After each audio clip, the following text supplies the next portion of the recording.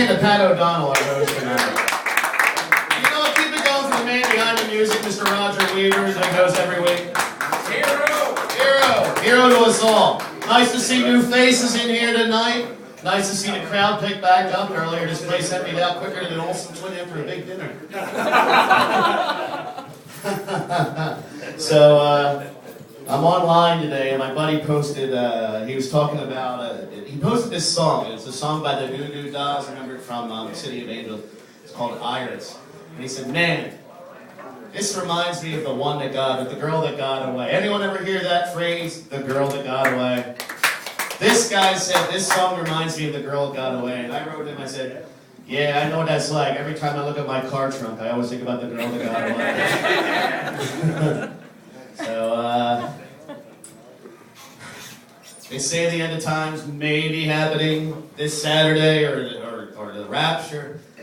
And I don't know if I believe it. You know, it's like until Saturday happens, I don't think I believe it. But, you know, it's like it's still kind of making you think a little bit like, I shouldn't be masturbating this week as much as I have. You know, if the rapture does come, I have to account for this week alone. And I gotta tell you, this week I've beaten my dick so hard it only answers to the name Rihanna now. So, my analyst says I'm obsessed with revenge. And I grabbed him by the collar and I said, we'll just see about that motherfucker, won't we?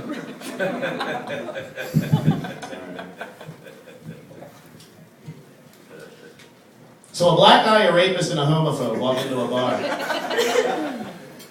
And the bartender says, hey, can I have your autograph, Kobe?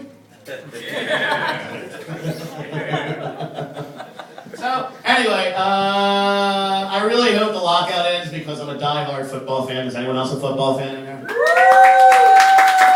Love the NFL. There you go. Fuck the Cowboys is right. NFL draft is probably my favorite part of the NFL, oddly enough, because I equate my sex life to the NFL draft. I'm always looking for a tight end. I certainly wouldn't mind a good fullback now and then, but fellas, you know, clap if you've drafted a few shitty wide receivers in your day. All right.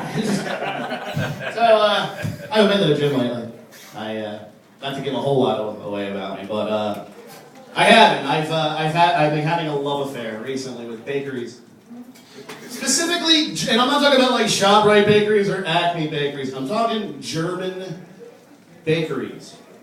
Oh my God. Butter cake. Bun cake. Fastnachts. Crumb cake. Strudel cake. Now, I don't know why I'm surprised I'm so in love with German bakeries. I think history has shown us that those Germans really do know their way around an oven.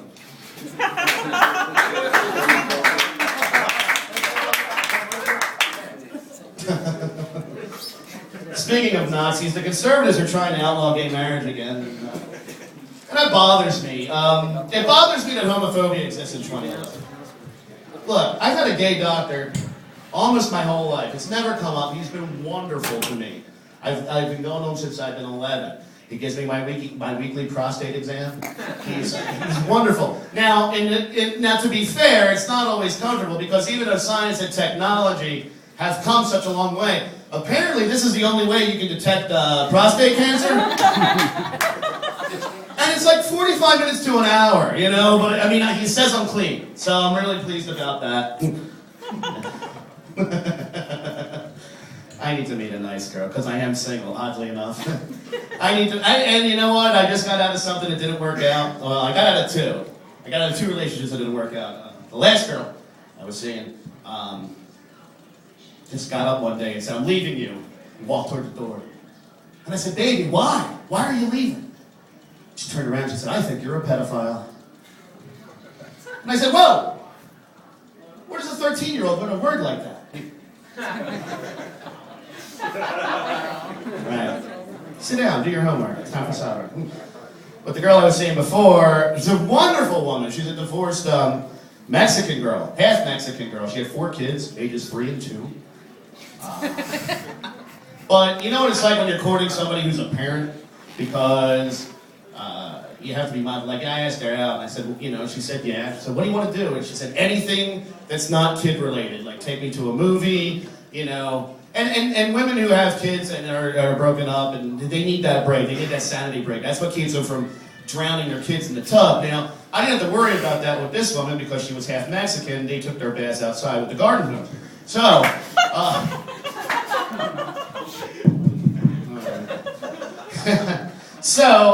but most of our activities were based around kids because you got to suck it up. If you want to see them during the week or most of the time, you got to do kid-friendly stuff. So it was over, playing games, watching movies, doing whatever. And then when the kids went off, it was grown-up time.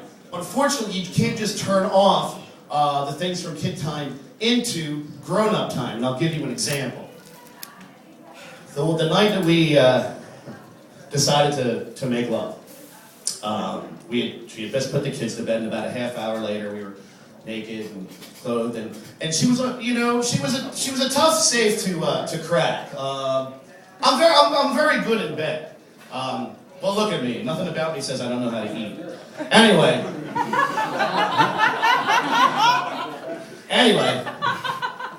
we're in bed, and she's a tough safe to crack, and I'm working really hard. And finally, when I made her come, we both started singing "We Just Figured Out Blues Clues." It's a lot of fun. One night she just sprung it on me. I'm inside her, and she said, "I'm Baby Bob, fuck me, Barney." Now, I didn't really know what to do at first, but then about 5 minutes in, her feet were up here, and she said, "How does baby's pussy feel?" And I was trying to shrug it off, but I still wanted to come, so I said, "It feels super duper." And then she turned around and I pulled her hair and she said, "More." It's not a bad story because at the end, when I came on her tits, we both sang a cleanup song together.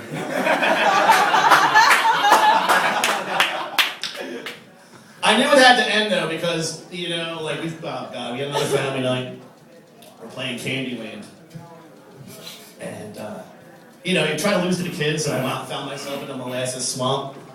And she said, "Oh, you're going to be in the molasses swamp a long time tonight." So I said, "Great. She has a yeast infection." Anyway, I need to meet a nicer girl because after these two, you just start fooling around with bar whores to bring up your ego. And it doesn't work out really well. At all. I met this one, she worked at Payless.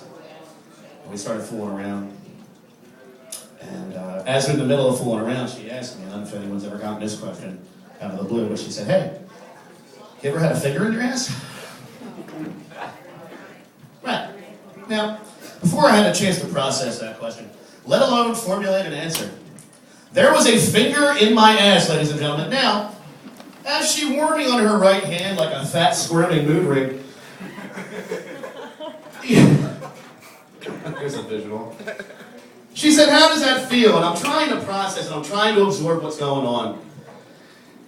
It was, I can't breathe. I'm panicky. It was like First Communion all over again. All right. So as she wore me on her hand, she said, "How does that feel?" And I said, "Well, let me tell you. I feel a little uncomfortable." So to alleviate my uncomfortableness, if that's a word, she put in a second finger. Yeah.